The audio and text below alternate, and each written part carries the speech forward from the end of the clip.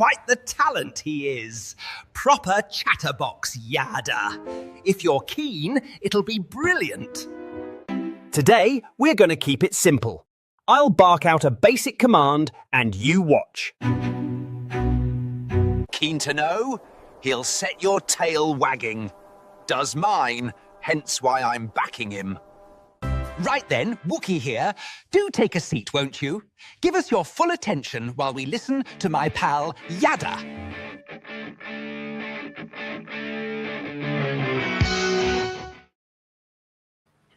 Good day and welcome to the Iowa blog. We are here, obviously, in our Ocean studios. We're going to resume with the prophet Micah, but I'd like to speak a little about what has transpired in these last couple of days. Prior to Israel and America deciding they would attack Iran again, I was a very strong opponent of this conflict. It's not because I have any affinity for Iran. I don't. Well, particularly the Iranian Islamic government. No one knows more about Islam or is more disgusted by Islam than I am, having written 5 books on the subject. Actually more all total, but my Goddamn Religion series is 4,200 pages. And it covers every verse in the Quran, providing my own translations and others, while setting the Quran in chronological order in the context of Muhammad's life using the earliest and most credible hadith sources. Islam has never been more exposed or condemned, eviscerated, than it is in those volumes, which explain exactly why Muslims are trying to destroy Israel. And so I understand this beast quite well. I also understood that there was an absolute certainty that Iran was enriching uranium for a bomb. This is obvious since there is no purpose of enriching uranium beyond 5% if you're going to use it for civilian purposes, particularly when you're dealing with quantities up above 400 kilograms. And doing so while estranging your nation from the world and forcing your people to endure all manner of hardships because of sanctions would never have been done if it weren't to stockpile uranium-235 at a fiscal purity to create nuclear warheads. So I knew that was the case as well. It was just my conclusion that Iran would use them to make themselves impenetrable from attacks like these, but never use them, which I actually thought was a good idea because I recognize Israel cannot win a war against Iran. And now Iran has proven that the same thing would be true with regard to the United States. It can't win a war against Iran. So making Iran no longer susceptible to American or Israeli attack by having a nuclear bomb wasn't troublesome to me because I didn't think there was any chance that Iran would use a nuclear bomb offensively in a first strike against Israel. I've always thought there was a greater likelihood of Israel being so panicked by the war that it has caused with Iran that it would strike with its nuclear weapons. With all that being said, the reason I was so opposed to Israel being involved in another war with Iran is that there is no way for Israel to prevail. And I knew that even with the United States, the situation would actually be worse, not better. And that is because Donald Trump is Rahab. The prophet spoke of him in 4 different places. He is the corporeal manifestation of Satan. He'll be the worst man who has ever lived by the time the next 7 years are over. And I knew that he would betray Israel. And what we're hearing now is the first hints of that betrayal. He is announcing that he is going to remove America from the war, which is the best of a series of bad decisions. This war cannot be won. If he pursues a land invasion, it will be catastrophic for America. It will cause America to be more entrenched in this conflict and have fewer options to get out of this conflict.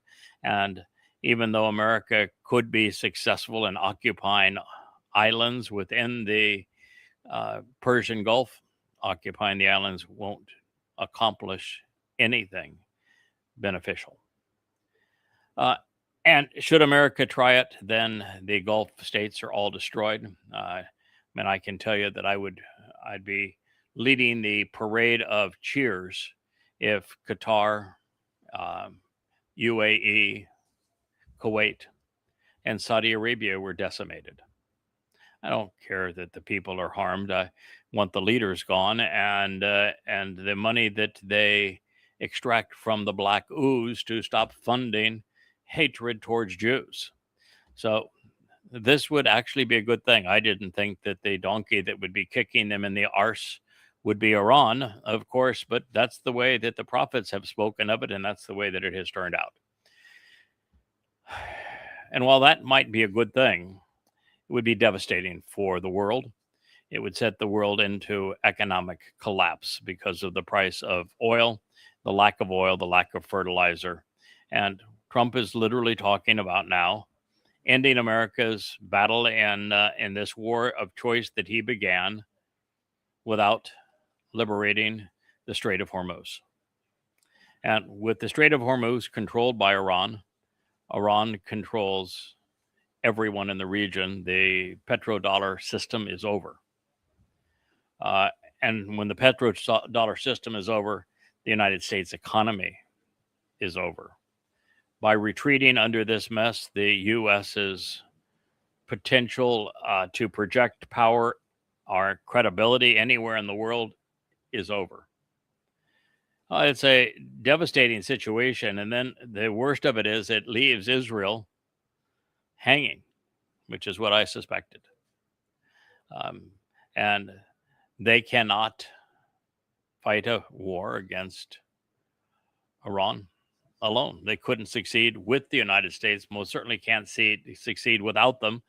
And as a small country, they have no chance of holding off the barrage of missiles and drones. And even the missiles they bring down and the drones they bring down is a loss to Israel because the interceptors are so much more precious in terms of lead times to acquire more of and expensive. Plus, so many are now getting through. And now you have Lebanon and the Houthis engaged in the conflict. And there's really nothing Israel can do to stop it. And as a tiny country that is vulnerable, it was really foolish for Netanyahu to engage Israel in this war. And so now that we know Trump is contemplating pulling out, leaving Israel vulnerable with the Straits of Hormuz still under Iranian lockdown, this is devastating. Israel now has made complete enemies of Russia and of China, and is being abandoned by the United States and has no other friends in the world. It is interesting, too, that as you read through the prophets, this was especially true in the 13th chapter of Yeshaya, Isaiah, that he describes the final siege army that attacks Israel. Now, know that Ezekiel is a false prophet, so there is no Magog or Gog. There is no Armageddon, no war of that kind. There is a final battle, and it is one nation, a mountainous nation, further away than one or two countries removed from Israel, that can amass millions of troops. And that foe, obviously, is Iran. And so ultimately, whether there be hiatuses that allow both sides to rearm, or this war just continues to simmer, eventually, Iran is going to send millions of ground troops into Israel. So this is the fate of the nation, and it's only Yahweh who in the end will stop it. But by that time, as the prophet Zechariah has stated, 2 out of every 3 Jews worldwide will be dead. So I want you to know that this conflict and its aftermath is one that I have predicted, as I have predicted everything that you have done now for the past almost 20 years, and the consequence of each of your actions, while constantly giving you better options. The most interesting of those, should you doubt my credibility in this regard, go read the open letter that I wrote on 10/7/23, stating what you would do, why it would fail, and what you should have done, and why it would have succeeded. And now, while I lament you did not listen to me, and that you chose to engage Iran in yet another war, it's going to be devastating. And you might say, so why should we listen to you? You're a goy talking to us on an island far away. You have no credentials at all that we should care about. Au contraire. I'm mentioned more in the prophets than almost anyone. I'm the person that is referred to in the Torah as the Nakri, the person that at the commencement of the first temple that Solomon spoke of as the Nakri, the observant foreigner, who you need to listen to at this time. I am the man that Isaiah in the 63rd chapter speaks of as the man from Edom. I am the person that Yeshaya, Isaiah, addressed in the 11th chapter as the Choder. You can choose to listen now, or you will listen later. But for those who listen now and respond, go to yadayah.com and begin reading. All the books are free. I want nothing from you other than your attention. I want you to walk away from your rabbis who are misleading you and abusing you, and your politicians who are equally bad towards you. Stop relying on your IDF and start relying on Yahweh. You don't know him, but he wants to know you. And for that to happen, you're going to have to return to him. And for that to occur, you need to listen to me, because I was put in this position expressly for that purpose. So through the prophet Micah, Yahweh said, now, at this time, settlements, towns, and villages, you should band together, apart from societal influences and unaffected by religion and politics. Yeah, he said what I just said, didn't he? You need to disassociate from societal influences, religion, and politics. And you need to start listening throughout Israel, not just in the north, which was hammered by the Hezbollah rockets the last 2 nights, not just in the south, it's being attacked again by the Houthis, and not just in Haifa and Tel Aviv that are being pounded by the Iranians. Everywhere in Israel, you need to start listening, and you need to distance yourselves from your politicians and your rabbis. This says that a siege of rebels, of raiders, of an onslaught of plundering marauders will be placed against us. Speaking as a Jew to Jews, he speaks of what I just witnessed as I was translating both Yeshaya 13, and now I'm in the 2nd chapter of Yoel.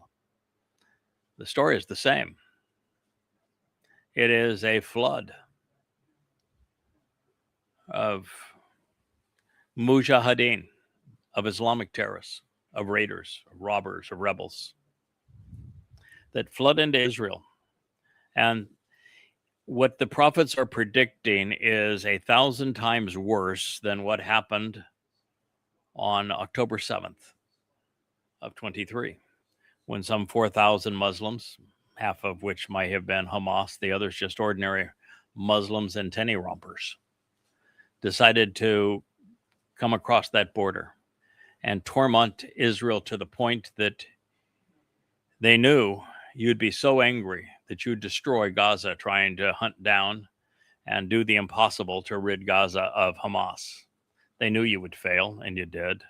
But more importantly, they knew you would destroy Gaza. And in the destruction of Gaza, they knew that you would do yourself, Israel, far more harm than you would do the Muslims of Gaza. And it's true. They're impoverished, but you're vulnerable and indefensible now because of what you have done. And you were played. This is exactly what they wanted from you. And you're still pounding your chest thinking you did a good thing, but you didn't. The destruction of Gaza was stupid. Counterproductive, Israel. And as a result of what you are doing now in Iran, and with Iran having won the economic war and also the perceptions war, even playing even in the military war, what's the world going to do? You've got 1 billion Marxists that hate you, 2 billion Muslims that despise you. You don't have a country on earth that will stand by you. The prophets say you're about to give up your heart and soul as a terrorist state. And they speak of these marauders, so numerous you can't count them, ultimately coming into Israel 1,000-fold worse than what happened on October 7th of 23. So a siege of rebels, of these raiders, this onslaught of plundering marauders, they are placed against us. With a rod and weapons of war, people associated by race, culture, and geography, Shabbat, will choose to smite, they will afflict, and they will destroy. Both the decision maker and the judge, all things that pertain to exercising good judgment throughout Israel, pounding the jaw. This is Mikayah. It means who is like, who from me, like can be compared to Ka, Yah, a shortened form, familiar form of Yahweh's name, Micah 5:1. This is the war that's coming, and the war that's coming, your IDF and your politicians cannot stop. When you had 4,000 jihadists over the course of 12 hours in 3 phases, just simply bulldoze the fence down, walk right through, harass Jews, carry Jews back into Gaza, doing so for 12 hours without any interference from the IDF. You need to know that the IDF, the Shin Bet, the Mossad, your government, are absolutely incapacitated when it comes to Muslims and tinny rompers. Oh, they're great with their F-35s. They're really good with the Iron Dome. They're great at spending money. But when it comes to a flood of jihadists, they're petrified, have no idea. They can't fly the Apache helicopters. They can't mobilize the tanks. They can't defend the border. They can't protect kibbutzim. And the Muslims now know it. They know that you send in a batch of rockets. This next one will be hundreds and hundreds of times more rockets. And you send the rockets into the cities, and you send the jihadists into the small communities. There's nothing to stop them. They know it worked before. They know it'll work again. And Israel's more vulnerable now than ever. Your F-35s, your tanks, they're not going to be able to do anything to be able to stop this. One of you can please go out and tell Harold or whoever is on the weed whacker that probably is not the best time for that. So it's a very terrible time because Israel's very proud of their IDF, their citizens' army. And, it's done some marvelous things and showed some tremendous acts of heroism. But this is not a foe they can defeat. And the reason they can't defeat this particular foe is because it's not built to cordon off and put off a flood of jihadists. And that's the next war. So with rods and weapons of war, people associated by race, culture, and geography, he's trying to say Muslims a couple of thousand years before the first Muslim existed, certainly 1500, will choose to smite, they will afflict, and they will destroy. Not only the decision makers and the judges, but Israel's ability to exercise good judgment. And there would be two occasions where this would apply, both of which pertain to Dowd. The plundering raiders seeking to restrict and afflict Israelites, robbing them of their dignity, their land, their Messiah, and their place as God's people. Have been many. But in this particular situation, the prophet is speaking of Muslims. Now, because that's what happens in the end, it doesn't change the fact that there have been many assaults on Israel throughout the ages. The Philistines were ruthless, of course. So were the Egyptians. So were the Assyrians. Oh my! And the Babylonians. And then the Greeks were ruthless, and no one has ever been more disgusting and vicious towards Jews than the Romans. And then came the Muslims that plundered the world, killed 200 million people.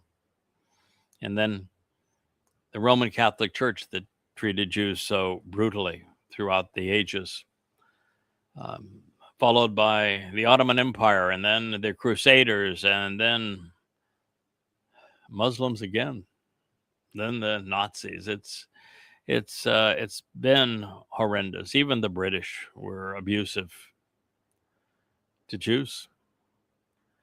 But there was a place, and there was a Savior, and he was born twice in the same town. Will have had 6 lives by the time it's all over, and 2 of the most important. He was born in Bethlehem, the house of bread, as well as the house of conflict. Ephrath, which is fruitful, branching off and bearing fruit, existing as the younger sibling among the thousands of Yehudah. From you to approach me, this one shall come forth to be the one who writes Proverbs and governs in Israel, whose beginning is from antiquity, from ancient days. Micaiah, who is like Yah, Micah 5:2.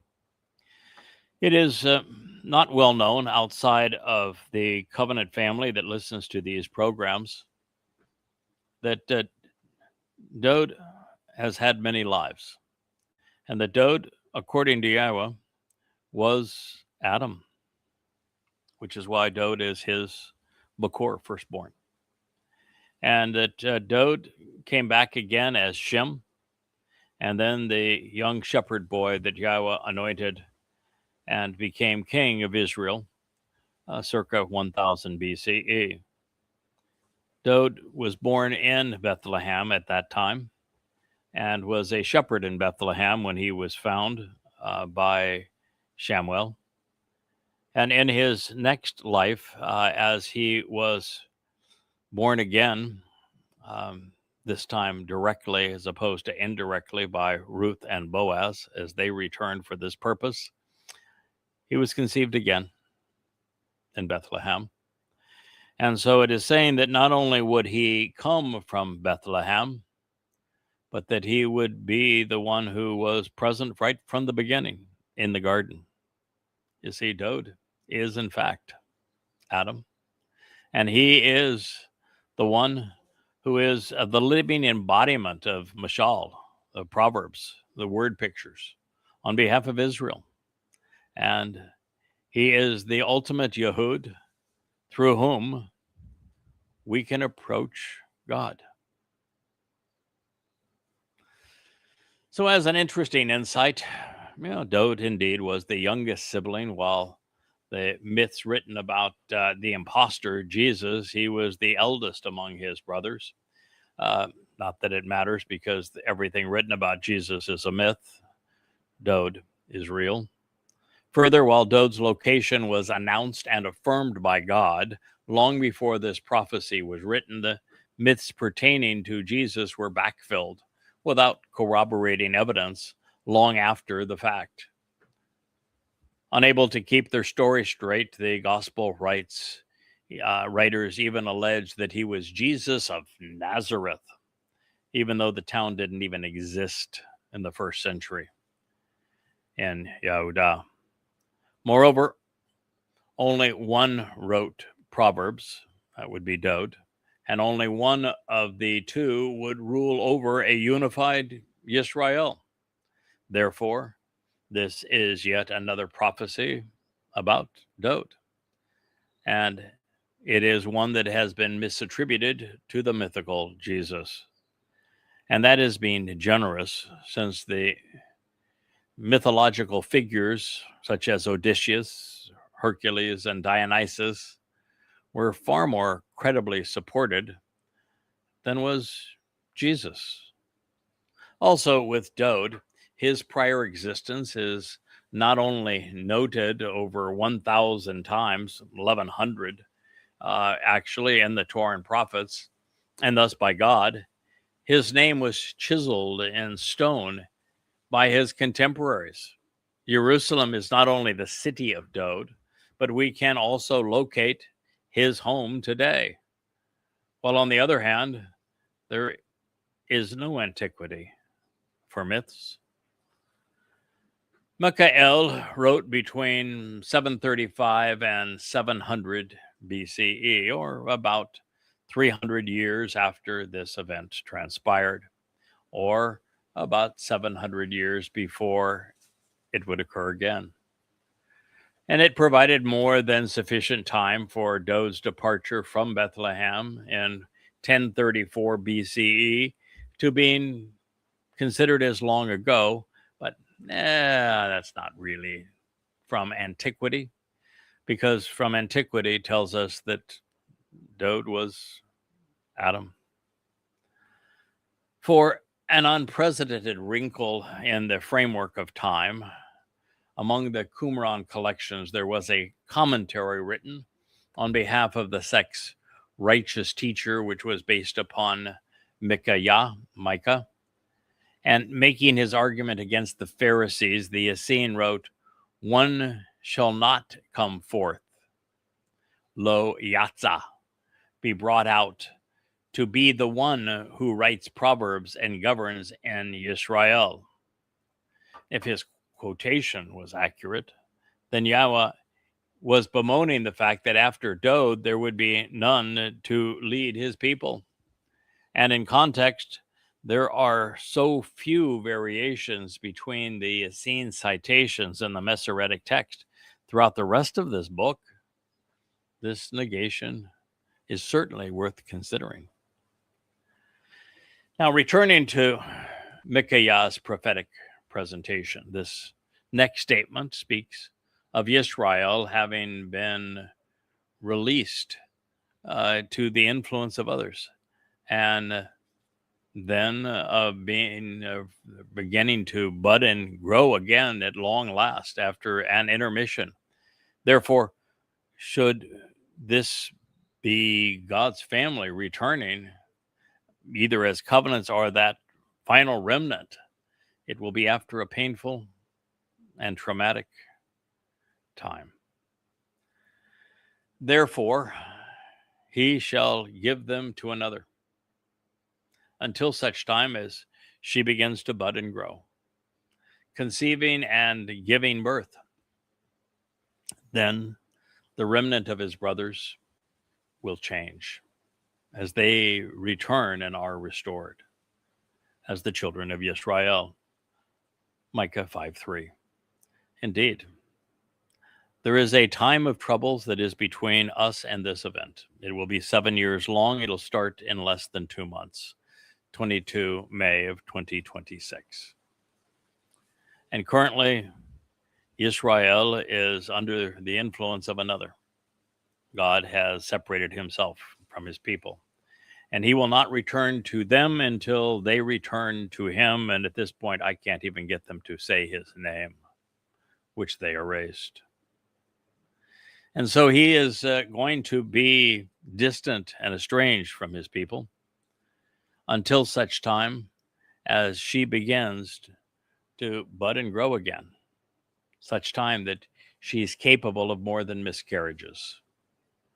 And this will occur when the remnant of his brothers, and the remnant is essential because it is the remnant that is allowed to witness Dod's return as Messiah with Yahweh on Yom Kippurim, and then enter the 1,000-year opportunity of Sukkah when the earth is transformed into the conditions we've experienced and seen in Eden. And so this remnant will change as they return and are restored as the children of Israel. It's from Shub. That's the lesson of Hosea and so many other places. Shub for Shub, or no Shub for you. And Israel needs to Shub. You need to change. You need to return to Yahweh, and then he will relent and return to you. So Yahweh's people will eventually do this. It will be a minority, a vast minority of them, but they will do so.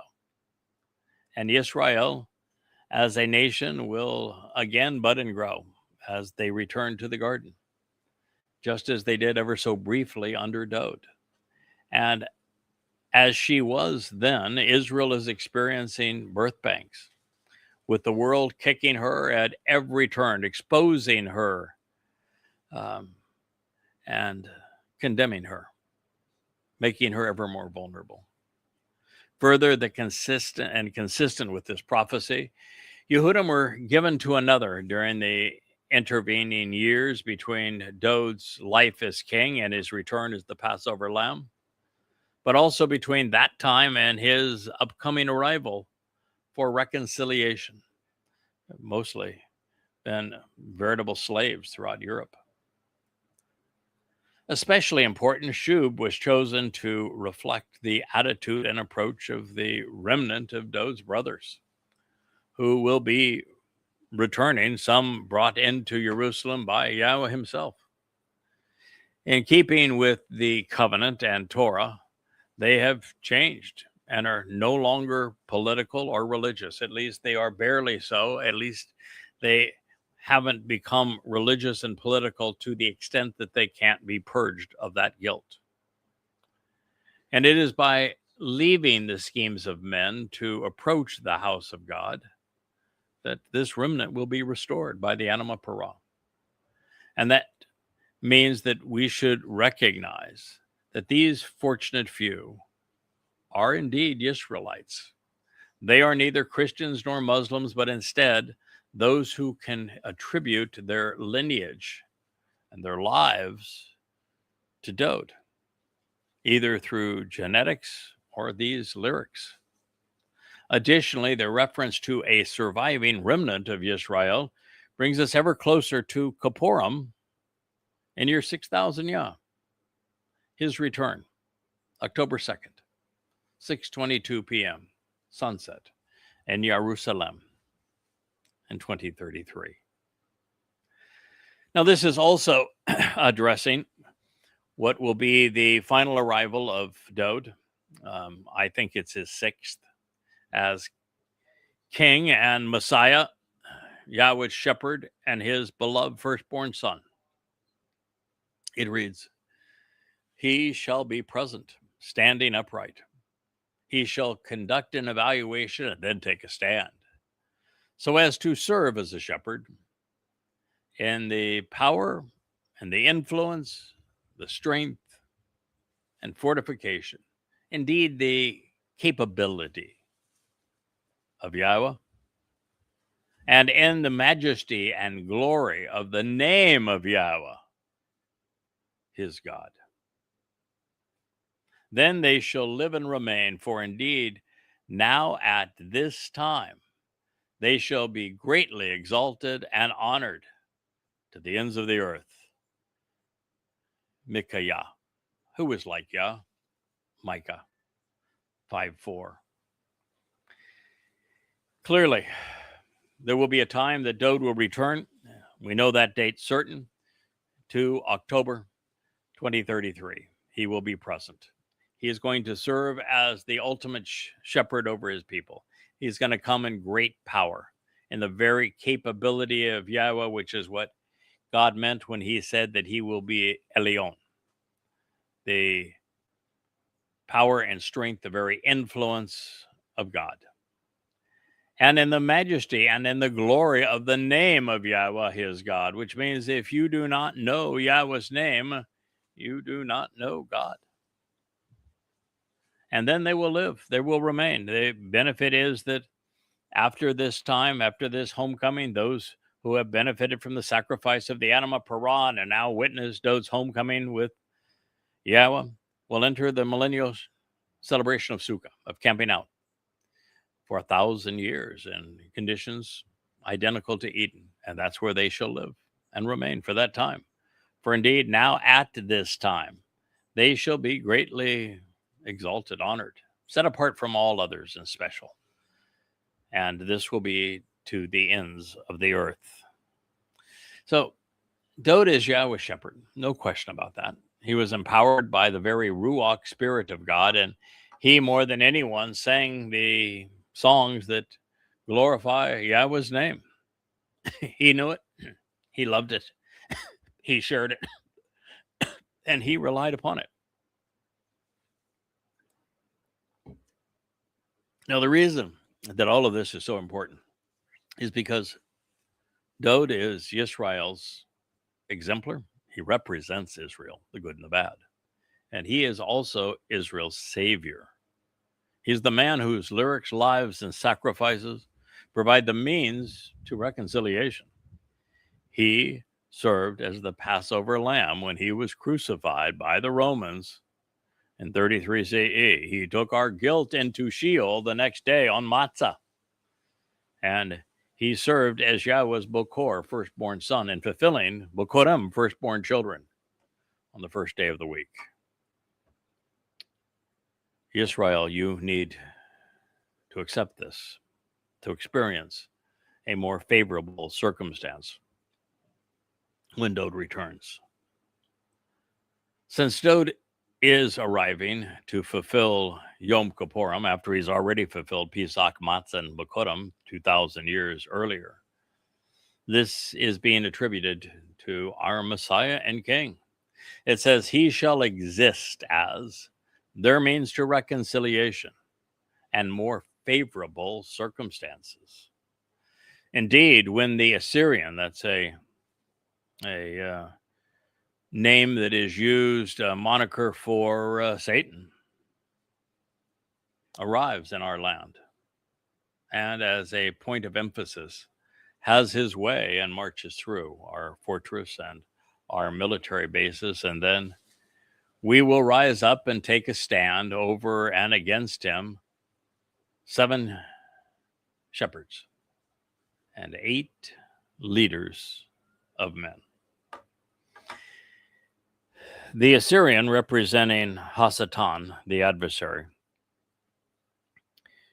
is known as Rahab in the prophets. He is presented by Gabriel, Dowd, through Daniel, where his description is a perfect match for Donald Trump and for no one else. In Isaiah, we're told that he will be an egotistical warmonger from a nation that describes America, and that at the time of the fulfillment of Shabuah, he will betray Israel and force Israel to give up its heart and soul, narrowing Israel at the waist with a state of Islamic terrorism carved out of the nation's midpoint. We are told in 4 places that he is Rahab, which is a very concise picture of a confabulator, an egomaniac, a demonic despot. Perfect match for Donald Trump again. And so he is going to come into Israel. He'll arrive in Israel and January, the 29th of January of 2030. And by the Ides of March, he will declare that he is a god. And up to this point, Israel has received Trump as if he were the second coming of Cyrus the Great. And yet he is the one betraying them. And he will continue to betray them. So it says that against him, there'll be 7 shepherds. The 7 followed by, or in the company of 8 leaders of men. The 8 are the 8 that are described in the Shabuah and the Teruah harvest, the same 8 each time. And so there are 8 leaders of God's people. And the 7 shepherds could be any number of different people. We know that the characters that God's the most comfortable working with will all contribute in the end. It is the man that was first known as Chanuk and his wife. There was later Noach and his wife, but inserted all along the timeline. You have Dod, you have Elia, and you have Moshe as the 5 most prominent players. The prophet who wrote the most about all of this and that would have to be considered as a prime player would be Yeshaya, Isaiah. He has so much to say about this period, and he wrote the textbook on how to be a proper joder. And so these are examples of those who will be serving Yisrael, along with the 8 leaders of men that we find throughout the harvest. Now we are introduced to the Assyrian in Yeshaya, Isaiah 10, where we discover that it serves to identify Satan. Then in Daniel 9, that Dod, under the guise of Gabriel, revealed that the adversary would enter Jerusalem on, it's the 29th of January of 2030. And then later he'll be heralded as a god, as if he were divine, by the Ides of March, 15th of March, 2030. Therefore, based upon the content and context of the Micah 5 prophecy, this is yet another acclamation pertaining to Dod, which is misappropriated and wrongly attributed to Jesus by Peter and Paul and pals. So in so doing, billions have been blinded to the actual doorway to life and have forsaken the means to eternal life. Now, this statement suggests that the Israelites have been pacifists for far too long. Now, before I continue that, there is something that we ought to consider. In this past statement where I was working with the 2 numbers, 7 and 8, it may not be that at all. I translated this for Coming Home to probably 6, 7 years ago, 8 years ago, perhaps, and then went through and did a quick update of it maybe 4 years ago. But I haven't translated this in some time, and we have been on a prestigious pace of learning, particularly over the last 6 months to a year. And there is really a distinct possibility that it isn't seven shepherds, but Sheba also means promise. So, over and against him, the promised shepherd and 8 leaders of men would be more consistent with what we have read, because you find the 8 leaders presented in Shabua, Teruah, and again helping out during Sukkah. So this would be more consistent with Yahweh's plans, and I think that is the better way to render that statement. And so it is a team of individuals or witnesses that Yahweh has selected to prepare and protect Israel at this time.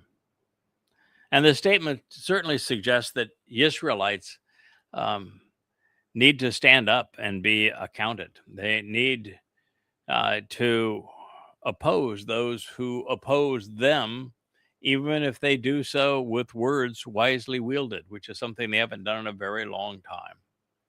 Now, in this light, we have a couple of options with the concluding clause. And as it says here, that Israel under Dod will be attacking the 7 shepherds and 8 leaders on behalf of the Assyrian, or there is a possibility that the promised shepherd will lead 8 men against the adversary, actually then in advance of Dod's return, because this would transpire on Teruah 10 days before our Messiah returns.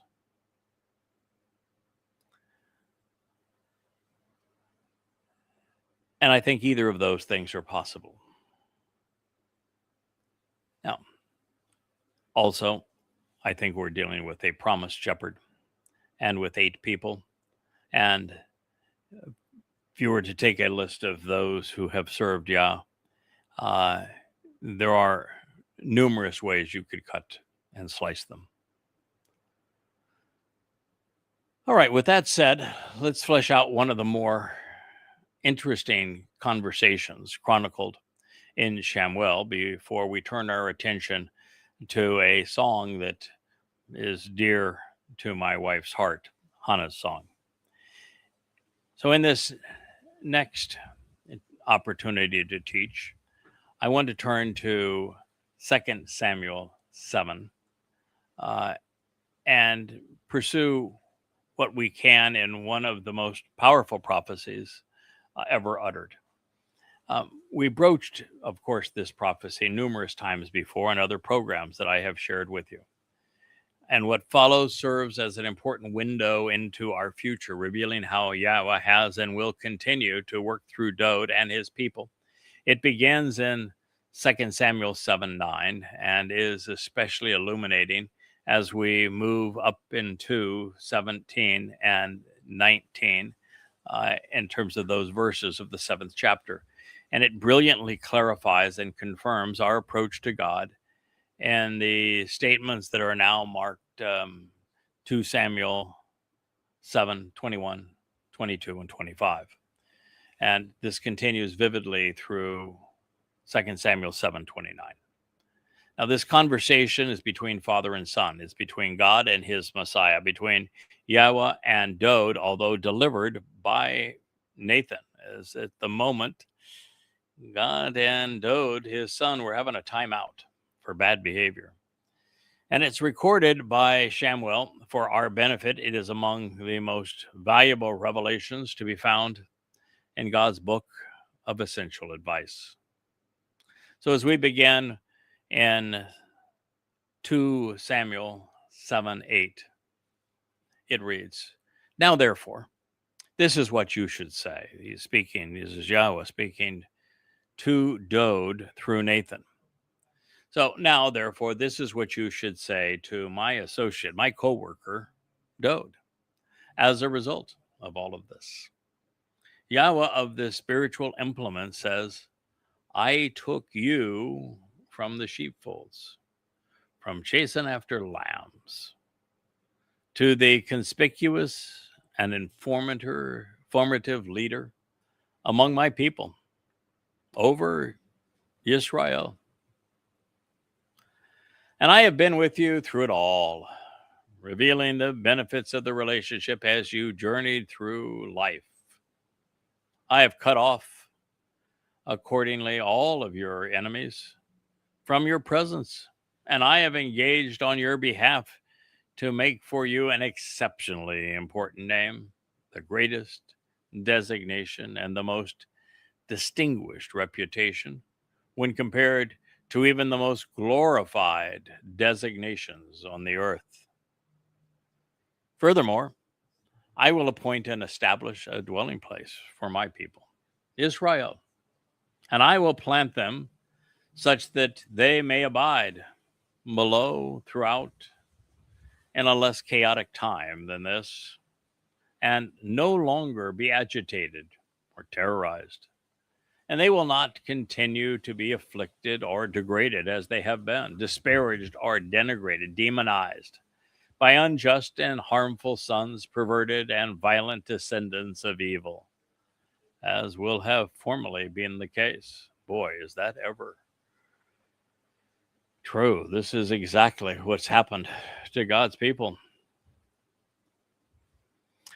From the day which, for the benefit of the relationship, I appointed and instructed judges on behalf of my people, Yisrael, I will provide a respite from all of your enemies. In addition, Yahweh is boldly and publicly announcing to you that indeed he will act, engaging with you to create the family and home of Yahweh. What is the family and home of Yahweh? It's the covenant. What did Yahweh say that he conceived with Dode, that he literally cut and established with Dode? It's the covenant. How did he do so? By them collaborating on the fulfillment of Pesach, Matzah, and Batorim, the 3 days that provide the benefits of the covenant. This is how Yahweh acted through and with Dode to create the family and home of Yahweh. Surely your time will be thoroughly proclaimed and completely fulfilled. Then, after your relaxing rest with your fathers, I will raise you up, and I will take a stand to bring to fruition with your offspring all that you have sown. Something more in the end, without hesitation for you. For the benefit of the relationship, it will be extracted and withdrawn out of a small particle of your physical nature. Yes. The DNA was easy to replicate. The spirit would protect that soul, could put Dode's soul right back into a body. And so, after a 1,000-year rest, Dode was born yet again. His 5th of 6 lives to fulfill Pesach, Matzah, and Batorim. Born likely on Sukkah and 1 or 2 BCE, so that he would be in his 30s by the time it was ready to fulfill. Chag Matzah in year 4000 Yah. God foretold that all of this would happen 1,000 years before it transpired. After speaking through Nathan to his son Dode, Yahweh transitions to speaking directly to us about Dode, because until we come to appreciate what God has done through Dode, there is no hope for any of us. And God says, and so I will establish his reign over his kingdom. He himself shall restore and rebuild the family home for my name, and I will prepare and establish the throne of his kingdom forevermore as a continuing witness. I was, I am, and I always will be for him as a father. And he is and always will be for me as a son. So when that which is associated with him is warped and perverted, twisted, such that it is contrary to what has been stated, I will resolve this dispute against him. I will vindicate him, and I will decide with whom to expose and condemn, even condemn against the various subdivisions, the cults, the clans, and the nations of men, and against the fungus and the plague that has fallen upon the descendants of mankind. It's true. There has been no man in all of history that has been slighted, robbed, impersonated. Literally the first man to endure identity theft. Then Daud. He had his title, Messiah, his very nature as the Son of God, his purpose as our Savior, his designation as the chosen one, all stolen from him to create the myth of Jesus. And God says, I'm not happy about that, and I'm going to hold the people who did this accountable, because he and I accomplished a great deal, and he is returning as king to rule over his kingdom, which I'm going to restore. And there's going to be a family home for my name, Yahweh, and the throne of his kingdom and his position of honor and power will be forever. And I am his father, and he was and always will be my son. And yet we perverted and warped everything associated with him. Now, with this explanation of the religious crusade to transfer the promises made to the Messiah to create a Christ, which needs to be exposed and condemned, which is why I wrote the 5 volumes of Twistianity. Against this backdrop God shares. Therefore, my steadfast devotion, enduring love, commitment to the relationship, and unmitigated favor will not be removed from him, be disassociated or diminished regarding him, or replaced, substituting another for him. So why did Christians create Jesus? Why did they steal Daud's titles? Why did they claim Daud's achievements when God said this so clearly, and it's been available to them for now 3,000 years? And he says, as was the case when I turned away and completely rejected associating with Shaul. I know another Shaul. He was the author of the first 14 books of the Christian New Testament. He was rejected too. He was demon-possessed too. You may know his name, Paul, whom to show the proper way I removed from your presence, just as will be the case with Paul as he is sent to hell. And so your family and your position of authority, your kingdom and reign are assured. That's what Yahweh says to Daud. As it is trustworthy and dependable, firmly established and credible, even enduring, forever as an eternal witness.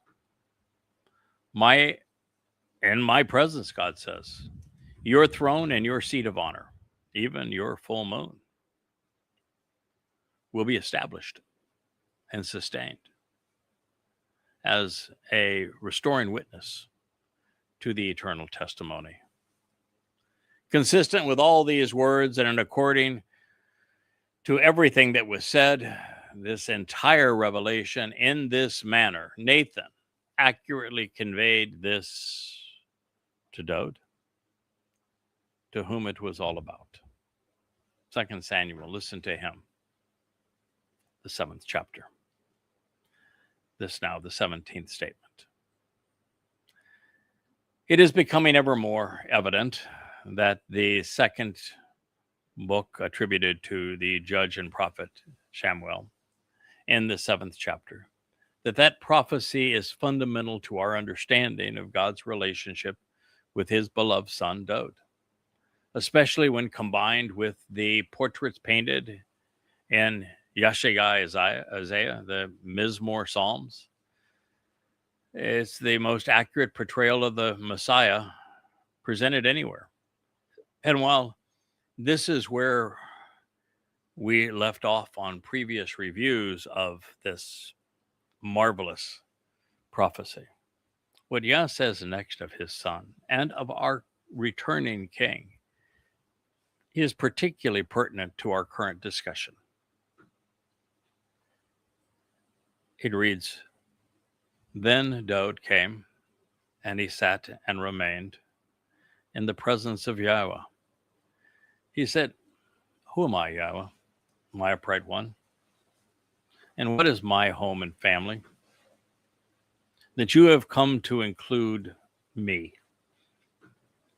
here and forevermore, as a restoring witness. And while the duration and the repetition are relatively significant, he's talking about his many lives. In your eyes, Yahweh, my upright one, you have also given your word, speaking of your co-workers' household and family. Discussing this for a very long time now. Beginning in the very distant past. Yeah, some 3,000 years from this discussion. Additionally, this is Torah. This is instructive guidance and effective teaching for all humankind, Yahweh, my foundation, my support. Samuel 2:7-19. There aren't many men who can claim to have entered Yahweh's presence, much less made a statement like this, such that they can tell us about their experience. But Dode is one, Moshe and Samuel were others. So was Yeshaya. In Dode's case, he and his father settled in for a long chat, which began with them speaking about the duration and repetition of Dode's many lives as he brought forth the restoring witness to his people. It was a remarkable thing for any man, especially this one, who would live 6 lives, some of them the most important in human history, 3 of them for certain. And while this was but a blink of an eye to Yahweh, Dode's ongoing service to Yisrael would play out over 6,000 years, long before there even was an Israel, and long into our future. I suspect that Dode knew why Yahweh had chosen him long ago. He was the first man conceived in his image. And it is all an essential aspect of Yisrael's redemption. And if that is the case, then the question is being asked for us to ponder. The more we understand why Yahweh loved Dode and found this relationship with this soul to be enjoyable and productive and to work with him, I think the more effective and enjoyable our lives will be. We can relax and say we don't have to be perfect. We just have to be steadfast. We have to be observant and thoughtful, responsive, and resilient to be like Dode. The answer was even provided following the question. This is Torah teaching. It's guidance for humankind.